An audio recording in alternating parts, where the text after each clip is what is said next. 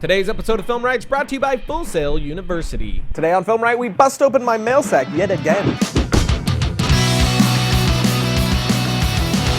Welcome to FilmRiot Mondays. Once again, I asked you to send in questions, and once again, we're going to be answering your questions on the show. So let's not dilly-dally, because I want to get to as many as we possibly can, so let's take the first one, which is also the most asked question I got. Mail sack, mail sack, taking a look in Riot's mail sack. Where are you guys at with Tell right now? And how's Tell going? Any trailers/teasers coming? Tell is completely shot. We have a full rough edit done, and it's actually out right now to my composer who's working on the film. And you can see his stuff at his YouTube page here and his Facebook page here to see some of the work he's done before, what kind of level he can produce. And I'm really excited to see what we're gonna come up with music-wise. It's really fun to work back and forth with him. He's extremely talented. So that's coming very, very soon. I would say probably January we're gonna be releasing it. And to answer the question of where we're releasing it, still not set in stone, but it's going to be something a little more usual that we've done before, something free and simple for you guys to get to, since we just want something cool to put out for you guys. And as far as a teaser, yes, we do have one coming. It's going to be a 30-second teaser that doesn't give the film away. I hate trailers that are way too long. But that'll be coming probably in the next, I'd say, month or two. Next question comes from Patrick, who asked, what do I need to take into consideration when starting a film company? For starting a production company, I think the one thing you need to consider is the amount of time and effort you're actually going to have to put into it once you actually cut the umbilical cord and go full blast with it. Really, it's a 24/7 thing. You're giving every waking moment to this. It's more time consuming than being in a marriage. So I guess the one thing to consider more than any other is, are you willing to forego every ounce of a normal life to start up your company? I mean, it's not going to be like that for forever. It's not like you're in a basement being whipped by Madame Helga repeatedly, unless you're into that. This is getting weird. Next question. Hey guys, got the new Canon 7D and I wanted to know which lenses would you recommend for a cinematic look, shallow DOF, etc. As far as the cinematic look goes, it's not so much the lens that's going to give you that. The lens will give you shallow depth of field and a really sharp image or not, but a cinematic look is going to come from your lighting, your composition, your color correction, your editing, your acting. It's the overall encompassing package that's going to give you that cinematic feel or not. As far as shallow depth of field, you just want to get a lens with, an iris that can open up a lot to like a 1.4 or a 2. But with these DSLRs, even at like a 3 or a 4, you're going to get pretty decent shallow depth of field. And as far as lens goes, my favorite is my 24 through 105 millimeter L series. L series are a bit more on the expensive side. You don't need to get them. Just make sure you're checking the reviews, and you can even go eBay for a lot of these and get some decent lenses. Just make sure you read if there's anything wrong with the lens. But typically you're gonna get some good stuff. You don't have to get a brand new lens. You can get something used. Are you guys doing a feature?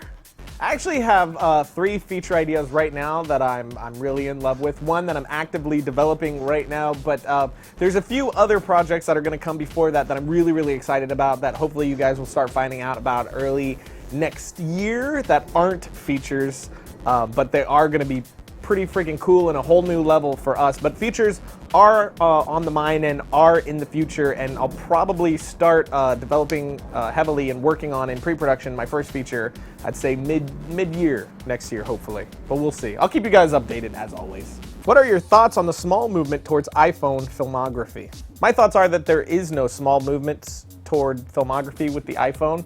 I don't think any professionals are going to use an iPhone to legitimately make a film of any kind with. I think they'll do it as a gimmick. And I think if you have an iPhone 4S, the video is actually extremely impressive for a phone. And if that's all you have, you can absolutely, without a doubt, start making your own indie films and stuff like that on the iPhone, but it's not really the optimum choice. It's a good starter place if you don't have a place.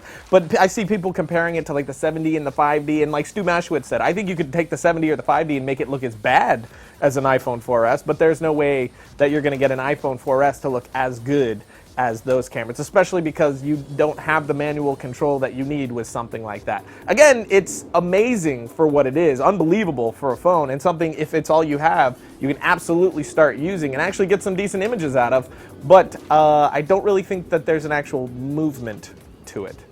I could be wrong. Cheap ways to protect your gear in not so sunny weather conditions. Rain, snow, sand. Doing something like that is actually super easy. Just use a plastic garbage bag or something of the like. I've done that many times. I just poke a hole in one end of the garbage bag, use some gaffer tape to close it up around the edge of the lens, and then wrap the rest of the camera in it, and it works perfectly.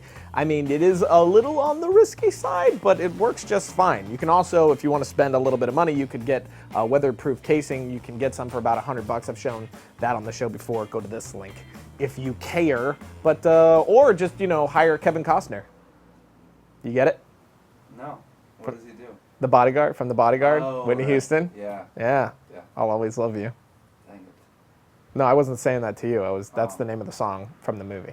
Next question says After Effects or Premiere CS 5.5? I actually get this question a lot, and the two programs can't be compared with each other. They're actually completely different programs. That's like saying Pro Tools or Premiere CS 5.5. Premiere is an editing program to edit your film in. After Effects is a compositing motion graphics piece of software for you to do special effects or, you know, text, motion graphics, things like that. So they actually work hand in hand with each other, not separately. So you would edit in Premiere, take your footage into After Effects, add your effects, and then finish off in Premiere or something like, not compare one to the other.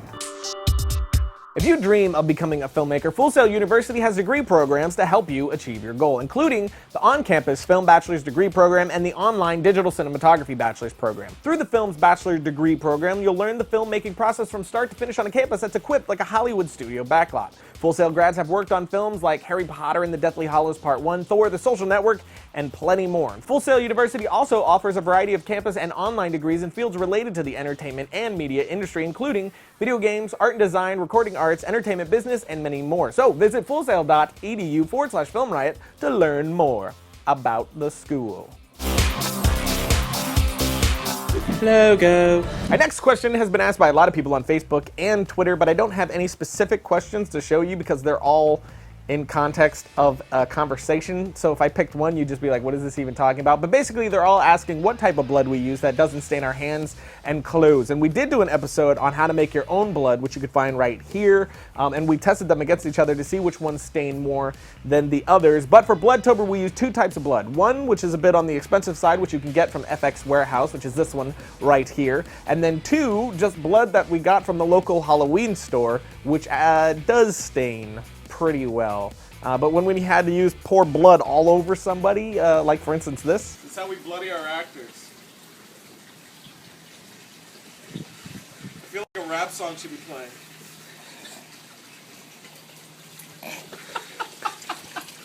That is the blood we used because I could get it in a gallon, and it was just really, whenever you saw any of us sprayed with a ton of blood, that's what we were using. And it did stain our skin for like 2 showers, I'd say, but then it was gone, so not that big of a deal. So if you're doing stuff outside, I'd say go ahead and use that. Just use clothes that you don't care that much about. But I haven't had any trouble getting it out of my clothes yet, have you? No, I haven't.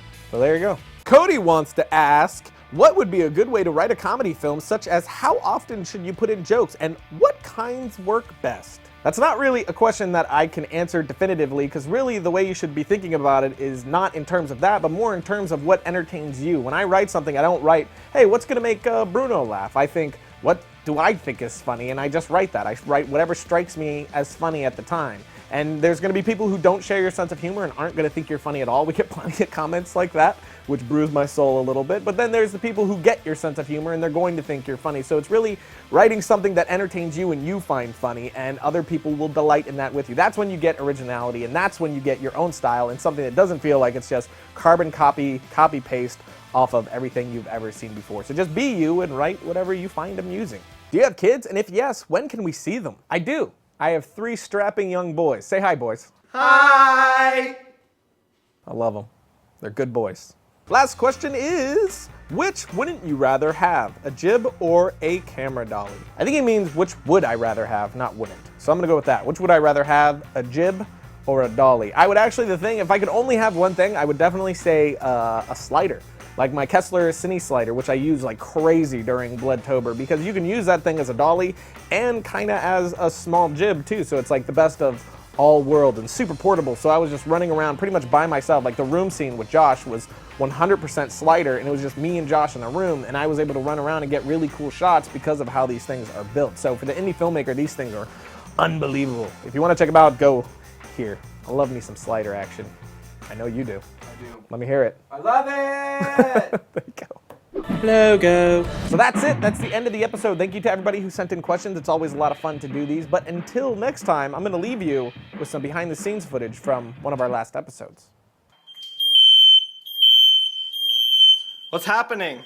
The fire alarm's going off. Why? Because I put the 1K too close to it, so it was really hot. Whose fault is that? That would be my fault. It's loud.